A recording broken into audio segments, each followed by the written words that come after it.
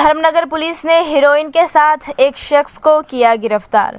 धर्मनगर संवाददाता। धर्मनगर पुलिस को सोमवार को फिर नशा विरोधी अभियान में सफलता मिली है।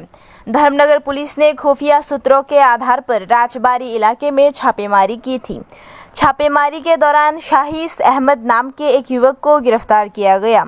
उसके पास से हेरोइन की 2 पेटियां मिली हैं। इसकी कालाबाजारी कीमत 80 लाख रुपये से ज्यादा है।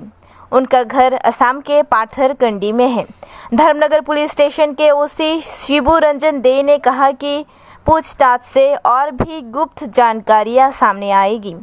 पुलिस इस बात की जांच कर रही है कि हेरोइन कहां से आई है और ये राज्य के विभिन्न हिस्सों में कैसे फैली।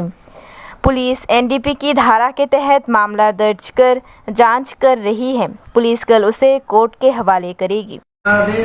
রাজবাড়ী এলাকায় গোপন সংবাদের ভিত্তিতে এবং গোয়েন্দা পুলিশের তৎপরতায় আমরা এক সন্দেহভাজন এক ব্যক্তিকে আটক করতে সক্ষম হই।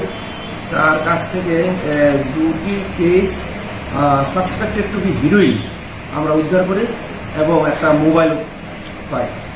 তো তার নাম হচ্ছে শাহেদ আহমেদ, বাড়ি পাথারকান্দি এলাকাতে।